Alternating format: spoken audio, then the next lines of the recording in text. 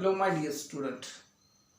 Once again, wishing you a very warm welcome in the next video section. So, today we are going to discussing about the photo respiration. बेटा आज आपल्याला photo रेस्पिरेशनच्या संदर्भामध्ये माहिती मिळवायची आहे. ठीक आहे, तर मग चला फोटो रेस्पिरेशन कसं कुठे होतं ह्या संदर्भातली माहिती बघू. आता first of all we just try to know the meaning of the word photo respiration. Photo means we should understand that light, प्रकाशाच्या मदतीने होणारं रेस्पिरेशन कुठे होतं. Let's grab the information. The process of respiration that is initiated. बेटा ही रेस्पिरेशनची जी process आहे आपण सध्या शिकतोय त्याला आपण ऑक्सिडेशन म्हणू. तर initiated in the chloroplast. Initiated means सुरू होणे, स्टार्ट होणे. काय स्टार्ट होणे? फोटो रेस्पिरेशनची प्रोसेस किंवा त्याला प्रोसेस ऑफ रेस्पिरेशन म्हणू. तर त्या रेस्पिरेशनची प्रोसेस स्टार्ट होते क्लोरोप्लास्ट मध्ये and takes place only during the day time. आणि ही प्रक्रिया only during the day time म्हणजे फक्त दिवसाच होते, म्हणजे in the presence of the light होते. तर अशा प्रक्रियेला फोटो रेस्पिरेशन असे आपण म्हणतो. बेटा रेस्पिरेशन तर तुम्हाला माहिती आहे काय, आणि त्यातल्या त्यात with the help of the light आहे, म्हणून त्याला फोटो रेस्पिरेशन असे म्हणायचं. मग आता एक गोष्ट अजून काय कळली, ही डेफिनेशन होती, डेफिनेशन क्लिअर आहे. Number 2, photo respiration takes place inside the chloroplast.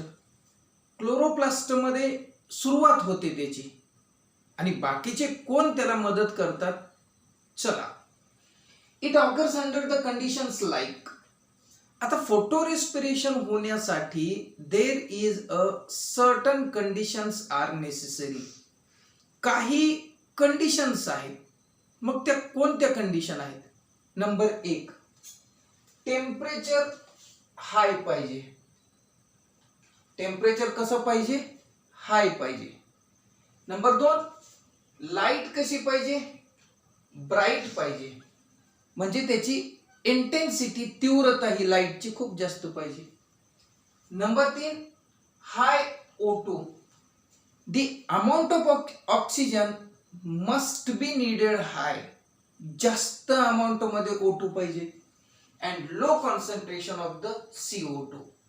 आणि CO2 चं कॉन्सन्ट्रेशन, आता when we compare O2 and CO2, O2 CO2 ला कम्पेअर करतो, तर त्यावेळेस ह्या फोटो रेस्पिरेशन साठी O2 चं कॉन्सन्ट्रेशन हाय पाहिजे आणि CO2 चं कॉन्सन्ट्रेशन कमी पाहिजे. म्हणजे काय जास्त आणि काय कमी कळलं तुम्हाला? ओके बेटा, म्हणजे there are 4 basic conditions are required for the process of photo respiration. फोटो रेस्पिरेशनच्या प्रक्रियेसाठी 4 कंडिशन्स आहेत. त्या कंडिशन आपल्या समोर आहे. 3 नंबरचा मुद्दा, इट्स अ वेस्टफुल प्रोसेस.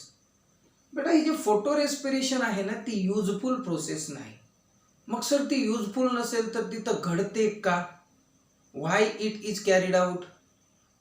ती तिथे का घडते? वेस्टफुल तर आहे ना. मग आम्ही शिकतोय सुद्धा का? बेटा it is a wasteful process आहे.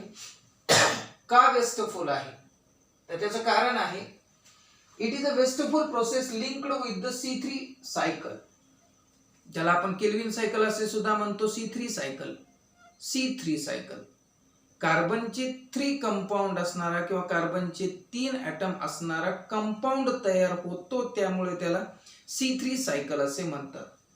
Wear instead of fixation of the CO2, बेटा इथं फिक्सेशन ऑफ द CO2 व्हायला पाहिजे, CO2 फिक्सेशन व्हायला पाहिजे, तर त्याच्या उलट घडतं. इट इज गिवन आउट, म्हणजे CO2 बाहेर दिला जातो. आता हे वाक्य आपल्याला ऍक्च्युअल ज्यावेळेस आपण ह्या आकृतीचं एक्सप्लेनेशन करू तर आकृती एक्सप्लेनेशन करत असताना CO2 फिक्स करण्याच्या ऐवजी CO2 लूज आउट केला जातो, म्हणजे बाहेर फेकला जातो.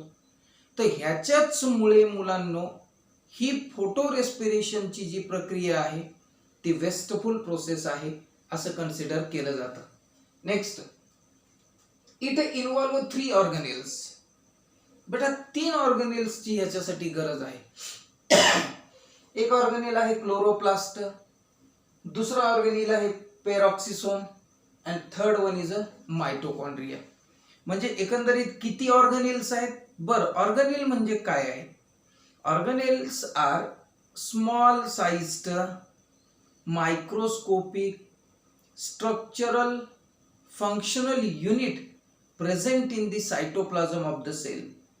वनस्पतीच्या पेशीमध्ये जे सायटोप्लाझम आहे किंवा पेशीमध्ये जे सायटोप्लाझम आहे त्या सायटोप्लाझम मध्ये प्रेझेंट असलेले हे 3 ऑर्गेनेल्स आहेत, ज्या 3 ऑर्गेनेल्स मध्ये आपल्याला फोटो रेस्पिरेशन झालेलं दिसतं. त्यातल्या त्यात the process of the photo respiration is initiated in the chloroplast मध्ये सुरुवात होते. चला हे 3 नावं लक्षात ठेवा. पुढे, it occurs in the series of the cyclic reaction on which also PCO called. आणि मग याला विद्यार्थ्यांना series of the cyclic reaction, हे बघा इथून जे सुरुवात होतात ह्या सायक्लिक रिएक्शन्स, कंटिन्युअसली या सायक्लिक रिएक्शन घडत असतात आणि त्यांची एक सिरीज आहे, एक क्रम आहे. क्रमाक्रमाने these cyclic reactions are takes place in every type of such organelles. Okay, that's why it is also called as a PCO cycle म्हणतात. आलं लक्षामध्ये? चलो आगे बढ़ते हैं. Rubisco is the most abundant enzyme in the world. मुलांनो आणि मुलींनो, Rubisco जो आहे याचा रुबिस्कोचा वापर डार्क रिएक्शन मध्ये आपण बघितलेला आहे. रुबिस्को हा कार्बन फिक्सेशन साठी अतिशय महत्वाचा असा एन्झाईम आहे. तो एक प्रोटीन सुद्धा आहे, क्लोरोप्लास्ट मध्ये मोस्टली प्रेझेंट असतो. ओके बेटा, next, Rubisco is a most abundant enzyme. Okay, it is active, it's active site can bind both CO2 and O2. एक रुबिस्को कडे एक इम्पॉर्टंट अशी एक क्वालिटी आहे, इम्पॉर्टंट असं फीचर आहे. आपण ह्याच्या अगोदर शिकलोय, Rubisco is a normally responsible for the fixation of the CO2. CO2 चं फिक्सेशन तो नॉर्मली करतो. ओके बेटा, पण रुबिस्को O2 चं सुद्धा फिक्सेशन करतो. म्हणजे O2 ला अँड CO2 ला दोघांना पण फिक्स करण्याची क्षमता ह्याच्यामध्ये आहे. O2 and CO2 can bind to rubisco. रुबिस्कोला दोघही बाइंड होऊ शकतात. ऍट द सेम टाइम होतील का bind? No. The binding of these two means CO2 and O2 is depending upon the concentration of O2 CO2. It means that की ती जी binding आहे ती कॉम्पिटेटिव्ह आहे.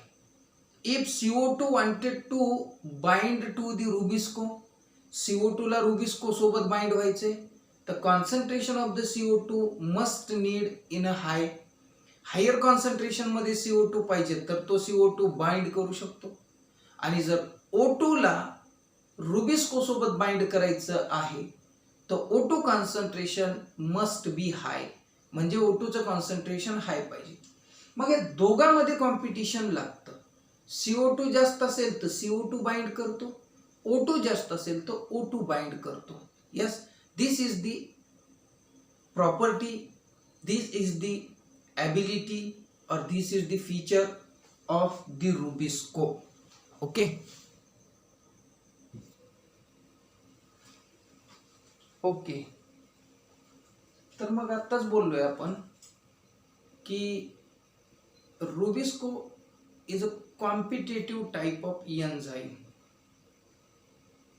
It can bind both CO2 and O2 depending upon the concentration of both these factors.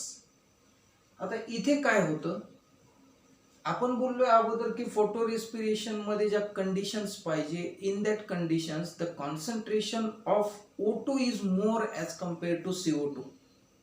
CO2 ला O2 ला compare केलं तर O2 खूप जास्त आहे, CO2 थोडा कमी आहे. मग आपल्या सगळ्यांना समजतं की आता रुबिस्को कुणाला बाइंड करेल? ऑक्सिजनला. का? Because the concentration of the oxygen is more as compare to CO2. That's why the Rubisco is function as a oxygenase. आणि जर तो CO2 ला बाइंड केला असता तर कार्बॉक्सिलेज, म्हणजे तो तिकडे गेला तर कार्बॉक्सिलेज आणि इकडे आला तर oxygenase. Okay, enzyme rubisco act as a oxygenase. आता एन्झाईम ऑक्सिजनेज म्हणून काम करतो. कळलं ऑक्सिजनेज म्हणजे का? कारण it can bind to oxygen. Why it can bind to oxygen? Because the concentration of oxygen is a more. Okay, at the higher concentration of the O2, O2चं concentration higher होतं, म्हणून रुबिस्को एन्झाईम जो आहे तो ऑक्सिजनेज म्हणून काम करतो. Okay, and photo respiration process begin होते, म्हणजे सुरुवात होते. ठीक आहे, होऊ द्या. When RUBP react with O2, आता इथे आहे बेटा RUBP. आपण क्लोरोप्लास्ट मध्ये आहेत. Right now we are in the chloroplast and just the process of photo respiration begins. Start झाली. स्टार्टचं काय? O2 and RUBP, these are reacted with each other. When the RUBP react with O2 rather than CO2, तो CO2 च्या ऐवजी O2 सोबत RUBP react करतो. To form, मग काय तयार होतं? There is a two products are produced there. काय लिहिले वाक्य? RUBP plus O2. When these are reacted with each other, they form two products. The first product is 3 carbon compound PGA. 3 carbon compound PGA, phosphoglyceric acid, एक compound, and दूसरा compound फॉस्फोग्लायकोलेट. फॉस्फोग्लायकोलेट ज्याच्यामध्ये number of carbon 2 आहे.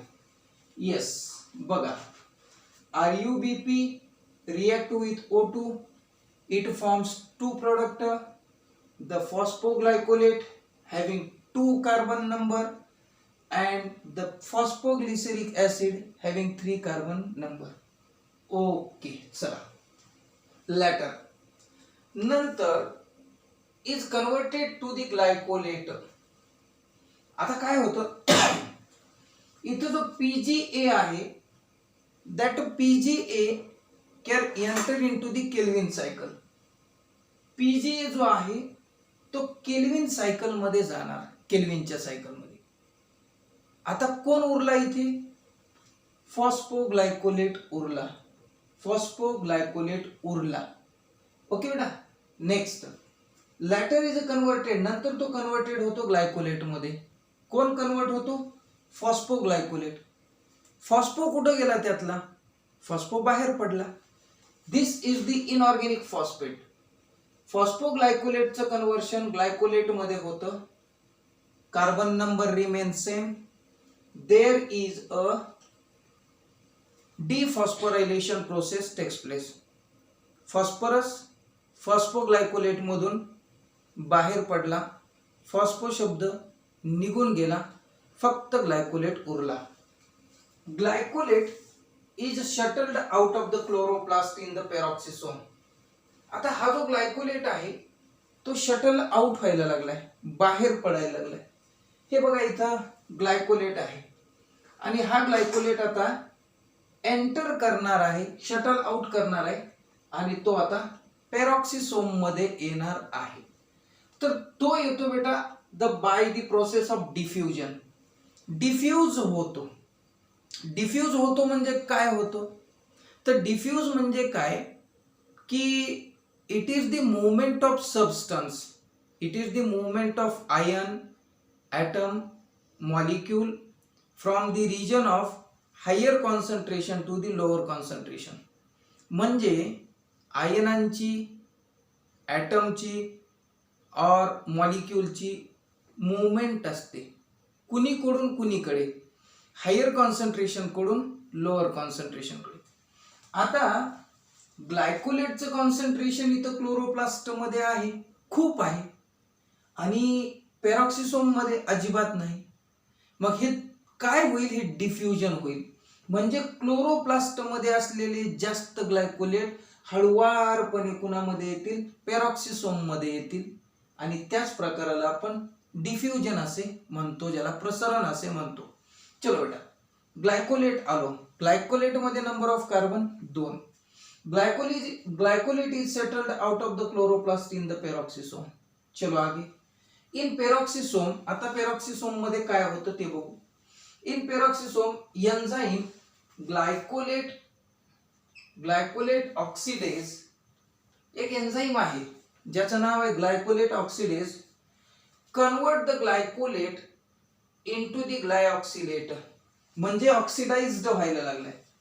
बघा बेटा, हा ग्लायकोलेट आहे, हो. एक एन्झाइम काय करतो, या ग्लायकोलेटचं रूपांतर ग्लायऑक्सिलेट मध्ये करतो. आता ऑक्सी शब्द नव्हता ना पूर्वी, बघा ना कुठं आहे, नाही. तर इथं ऑक्सी शब्द ऍड व्हायला लागलाय, म्हणजे याचाच अर्थ ऑक्सिजन ऍड व्हायला लागलाय त्यामध्ये. आणि ऑक्सिजन ऍड होण्यासाठी ही एक केमिकल रिएक्शन आहे, and that chemical reaction need biochemical reaction आहे. आणि बायोकेमिकल रिएक्शनला कोण पाहिजे आहे, तर बायोकेमिकल रिएक्शनला एक एन्झाइम पाहिजे, आणि त्या एन्झाइमचं नाव आहे glycolate oxidase can convert the glycolate into the glyoxylate. Okay, चलो. आता इथं H2O2 हायड्रोजन पॅरॉक्साईड आहे, कारण तुमच्या सगळ्यांना माहिती असावं की पेरॉक्सिसोम हा हायड्रोजन पेरॉक्साईड तयार करणारा एक सेल ऑर्गनेल आहे. पुढे बेटा नेक्स्ट. त्यानंतर ग्लायऑक्सिलेट converted into amino acid Glycine. आता बघा, ग्लायऑक्सिलेट जो आहे तो ग्लायऑक्सिलेटचं कन्व्हर्शन आम्हाला ग्लायसिन मध्ये झालेलं दिसतं. आणि हा ग्लायसिन नेमका कोण आहे, तर एक अमायनो ऍसिड आहे. कुणाचं रूपांतर कशात झालं, ग्लायऑक्सिलेटचं रूपांतर ग्लायसिन मध्ये झालं. Glycine is a amino acid, आणि कोणत्या प्रकारामुळे झालं, ट्रान्स अमायनेशनच्या प्रक्रियेमुळे झालेला आहे. आता हा जो ग्लायसिन आहे, that glycine now entered into the mitochondria. आता हा ग्लायसिन कुठे येणार आहे, मायटोकॉन्ड्रियामध्ये येणार आहे. चला पुढे. In mitochondria 2 molecule of glycine. आता इथं ग्लायसिन 1 आणि ग्लायसिन 2. एका ग्लायसिन मध्ये 2 carbon atoms are present in the one glycine molecule. There is a 2 molecules are here. It means that the number of carbon become 4. बरोबर बेटा, एक याच्यातले 2 carbon, ह्याच्यातले 2 carbon, 4 carbon झाले. पण मायटोकॉन्ड्रिया मध्ये इथं काय होतं, ट्रान्स अमायनेशन होतं. अमोनिया हा बाहेर पडताना दिसतोय आम्हाला. या ग्लायसिन मधून अमोनिया बाहेर पडतो, आणि बेटा एक CO2 सुद्धा बाहेर पडतो. एक CO2 बाहेर पडतो म्हणजे एक कार्बन बाहेर चाललाय. 4 कार्बन होते, यांचे 2 आणि त्यांचे 2, 4 होते. 4 पैकी CO2 सोबत एक कार्बन गेला, 3 कार्बन उरले. And the resulting product is serine. आणि जो तयार होणारा नवीन पदार्थ आहे तो सेराइन आहे.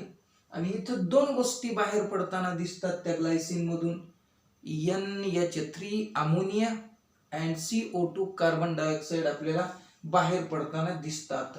ठीक आहे बेटा, इथपर्यंत आलं क्लिअर.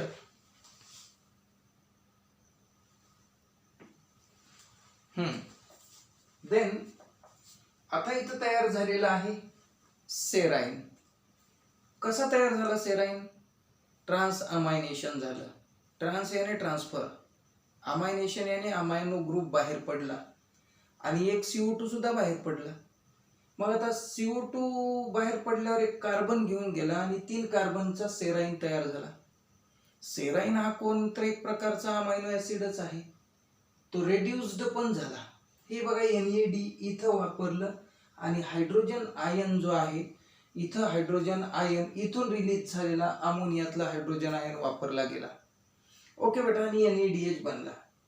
ठीक आहे, तिथलं ह्यांचं काम संपलं. चलो, त्यानंतर हा जो सेराइन आहे, सेराइन इनकॉर्पोरेटेड इनटू पेरॉक्सिसोम, इथे लिहिलेलं आहे बेटा सेराइन. मग आता आपल्याला विचारलं जातं, सांगितलं जातं की मायटोकॉन्ड्रियामध्ये 25% ऑफ द फोटोसिंथेटिकली फिक्स्ड कार्बनला लूज केलं जातं.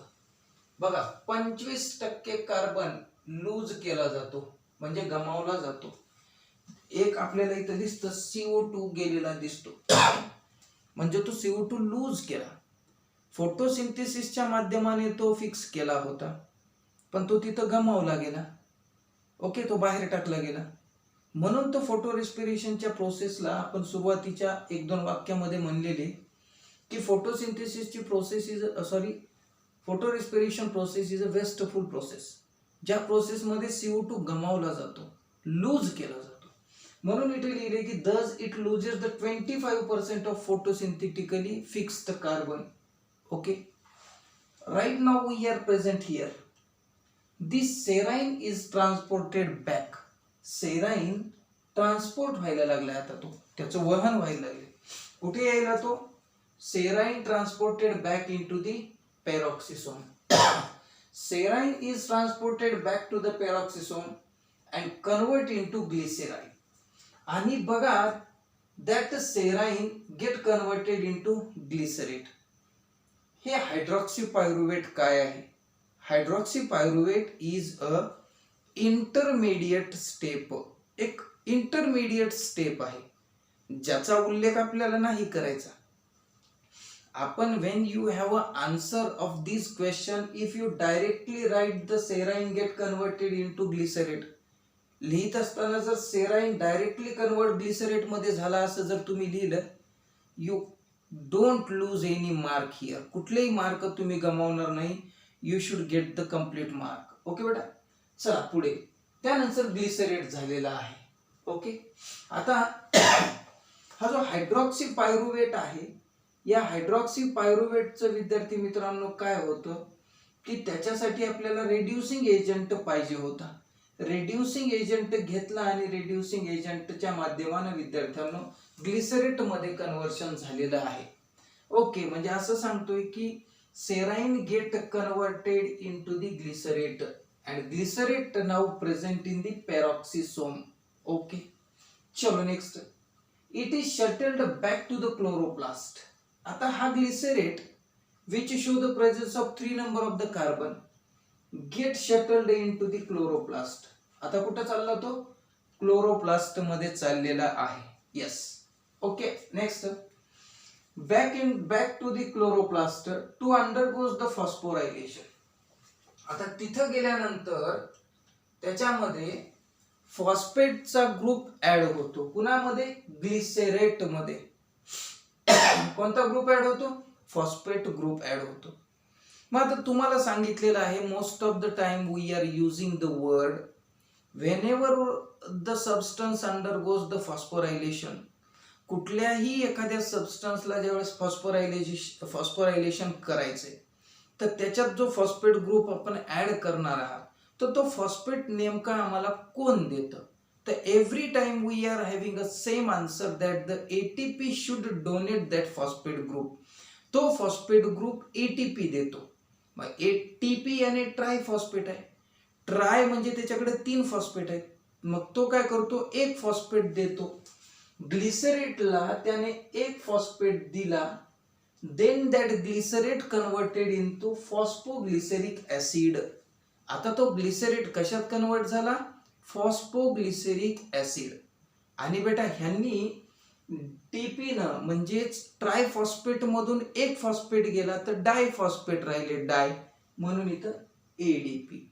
ATP ने ग्लिसरेटला 1 फॉस्फेट ग्रुप दिला and after that glycerate get converted into phosphoglyceric acid which show the number of carbon 3. Okay बेटा.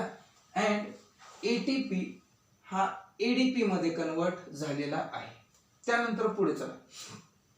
आता 3PGA जो तयार झालेला इथं आहे, that 3PGA get utilized in C3 pathway. बेटा हा C3 pathway काय आहे? Most of the plant fix carbon dioxide through the Kelvin cycle. म्हणजे जास्तीत जास्त सर्वात जास्त प्लांट जे CO2 ला फिक्स करतात, they can utilise the CO2 through the Calvin cycle. म्हणजे केल्विन सायकलच्या माध्यमानेच ते कशाला ऍक्सेप्ट करतात? CO2 ला. म्हणून हा जो PGA तयार झालाय, that PGA can enter into the PCR cycle किंवा त्याला आपण म्हणू Calvin cycle. Okay. 3PGA get utilised म्हणजे वापरला जातो इन C3 पाथवे. त्यानंतर next, photorespiration is also called as a photosynthetic carbon oxidation cycle. ह्या फोटो रेस्पिरेशनचं दुसरं नाव आहे काय? Photosynthetic carbon oxidation cycle. ठीक आहे बेटा. तर जस्ट एक रिवाइंड करू 2 मिनिटात. RUBP, the process of photorespiration initiate in the chloroplast where O2 react with RUBP. It produce 2 product. The first one is a PGA जो 3 कंपाउंड आहेत carbon, and the second one is a phosphoglycolate. मग हा PGA या PCR cycle मध्ये जातो आणि उरतो कोण? फॉस्फोग्लायकोलेट. ओके. फॉस्फोग्लायकोलेट अंडरगोज डिफॉस्फोरायलेशन म्हणजे phosphate removed, then only glycolate is present here which show 2 number of carbon. Okay बेटा. ग्लायकोलेट डिफ्यूज होतो पेरॉक्सिसोम मध्ये. पेरॉक्सिसोम मध्ये ग्लायकोलेट ऑक्सिडाइज्ड, ग्लायकोलेट ऑक्सिडाइज होतो, ग्लायऑक्सिलेट मध्ये त्याचं रूपांतर होतं अँड H2O2 सुद्धा तयार होतो. देन ग्लायसिन, ग्लायऑक्सिलेट ग्लायसिन मध्ये कन्वर्ट होतो पेरॉक्सिसोम मध्ये. Then Glycine undergoes the ट्रान्सअमायनेशन and डिकार्बॉक्सिलेशन म्हणजे कार्बन निघून चाललेला आहे. डिकार्बॉक्सिलेशन झालं की ग्लायसिनच्या 2 मॉलिक्यूलचं रूपांतर बेटा सेराइन मध्ये होतं. कारण इथं 3 कंपाऊंड लिहिलेत, मॉलिक्यूल तर 2 आहेत इथं आणि कार्बन 3 कस काय 4 असायला पाहिजे. तर एक कार्बन इथून बाहेर पडताना आपल्याला दिसतो, म्हणून 4 - 1 = 3. आणि इथं NAD चं रूपांतर एक्सेप्ट H केल्यामुळं, रिड्युसिंग एजंट वापरल्यामुळे NADH झाला. मायटोकॉन्ड्रियांमधून सेराइन परत जातो पेरॉक्सिसोम मध्ये. पेरॉक्सिसोम मध्ये सेराइनचं रूपांतर ग्लिसरेट मध्ये होतं. एक इंटरमिडिएट स्टेप आहे hydroxy pyruvate. Glycerate again enter into the chloroplast where तिथे गेल्यावर glycerate undergoes the process of phosphorylation. फॉस्फोरायलेशनची प्रोसेस होते and it form PGA. 3PGA तयार होतो. 3PGA then enter into the Calvin cycle आणि मग ते 3PGA केल्विन सायकल मध्ये जातात. हे अशा पद्धतीने विद्यार्थ्यांना आणि विद्यार्थिनींना बेटा याला चांगलं कॉन्सन्ट्रेट करा. Definitely that you should have to clear all your concept. Most of the time again and again you just try to watch that video for made your concept very crystal clear.